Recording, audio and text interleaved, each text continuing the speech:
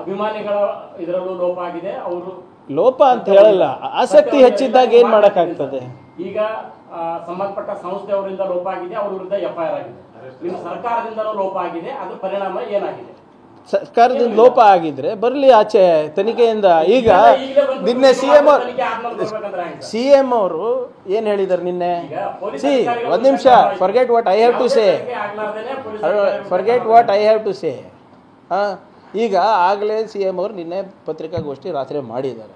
ತನಿಖೆನಲ್ಲಿ ಏನೇನು ಬರ್ತದೆ, ಯಾರದೇ ಇರಲಿ, ಅದು ಪೊಲಿಟಿಕಲ್ ಕ್ಲಾಸ್ ಇರಲಿ, ಎಕ್ಸಿಕ್ಯೂಟಿವ್ ಕ್ಲಾಸ್ ಇರಲಿ, ಖಾಸಗಿ ವ್ಯಕ್ತಿಗಳಿರಲಿ, ವಿ ವಿಲ್ ನಾಟ್ ಸ್ಪೇರ್ ಅಂತ ಹೇಳಿದ್ದಾರೆ.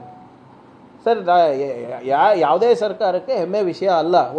ಇಂಥ ಯುವಕರು ಏನು 30 ವರ್ಷ ಒಬ್ಬ, ಮತ್ತು 8, 14, 21, ಇದ್ರ ಬಗ್ಗೆ ಏನು ಡಿಫೆಂಡ್ ಮಾಡೋದಿದೆ? ಇದ್ರ ಬಗ್ಗೆ ಏನಿದೆ? ನಮ್ಮ ತಪ್ಪು ಇರ್ಬೋದು, ಏನೇ ಇರ್ಬೋದು, ಲೋಪ ಆಗಿದೆ ಅಂತ ನಾವು ಒಪ್ಕೊಂಡು ನಾವು ಕರೆಕ್ಟಿವ್ ಮೆಷರ್ಸ್ ತೊಗೊಳೋದು it is science of mature government. ಇಲ್ದಿದ್ರೆ ನಾವು ಏನು ಮಾಡೋಕ್ಕಾಗ್ತದೆ? ಅದರಲ್ಲಿ ಹೊಸದೇನಿದೆ ರೀ? ಕಲಬುರಗಿ ವಿಷಯಕ್ಕೂ ಗವರ್ನರಿಗೆ ಭೇಟಿ ಆಗ್ತಾರೆ, BJP ಆಂತರಿಕ ವಿಚಾರಕ್ಕೂ ಗವರ್ನರಿಗೆ ಭೇಟಿ ಆಗ್ತಾರೆ. ಅದರಲ್ಲಿ ಹೊಸದೇನಿದೆ ಹೇಳಿ?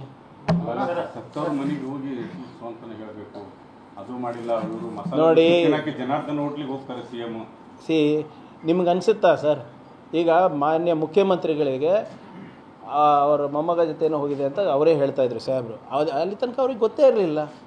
BJP ಅವರು ಎಲ್ಲದರಲ್ಲೂ ಮಸಾಲೆ ಹಾಕೋದ್ರಲ್ಲಿ ನಿಪುಣರಿದ್ದಾರೆ. ಇವರೆಲ್ಲ ಏನು ಮಾಡ್ತಾಯಿದ್ರು? ಅನ್ನೆಸೆಸರಿ ಎಲ್ಲದನ್ನು ಪೊಲಿಟೈಸೈಸ್ ಮಾಡಬೇಕು ಅಂದರೆ ನಾವು ಮಾಡ್ಬೋದು. ಆದರೆ now is not the time.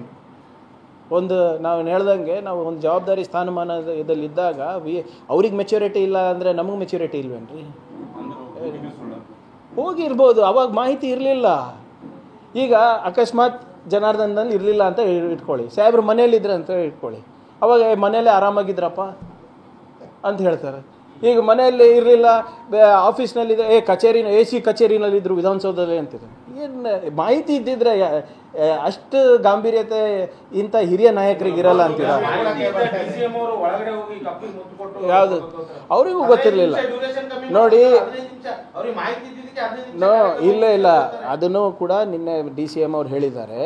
ಅದೇನಾಗ್ತಾ ಇತ್ತು ಹೊರಗಡೆ ನಮ್ಗೆ ಗೊತ್ತಿಲ್ಲ. ಅವರು ಅವಾಗೇನು ರಿಕ್ವೆಸ್ಟ್ ಮಾಡ್ಕೊಂಡ್ರು ಅಂದರೆ, ಸರ್ ಜನ ಭಾಳ ಆಗ್ತಾ ಇದ್ದಾರೆ, ಇದು 1 ತಾಸು ಪ್ರೋಗ್ರಾಮ್ ಇರೋದನ್ನ ದಯವಿಟ್ಟು ಮೊಟಕುಗೊಳಿಸಿ ಅಂದಾಗ ಪಾಪ ಅವರೇ ಹೋಗಿ 10 ನಿಮಿಷದಲ್ಲಿ ಮುಗಿಸ್ತಿದ್ದಾರೆ ಅಂತ ಹೇಳ್ತಾ ಇರೋದು.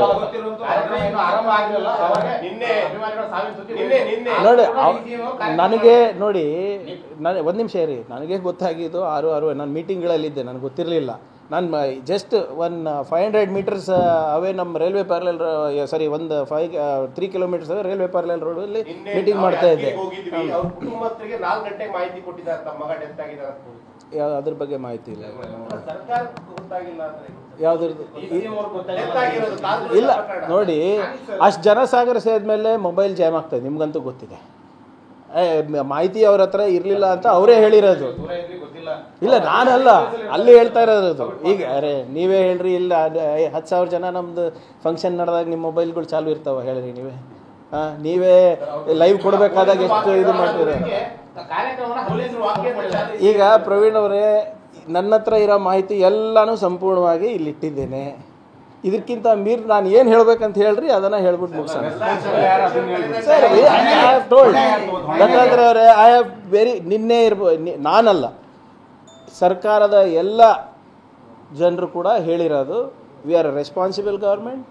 ಲೋಪ ಆಗಿದೆ, we own responsibility, we will take corrective measures ಅಂತಾನೆ ಹೇಳ್ತಾರೆ.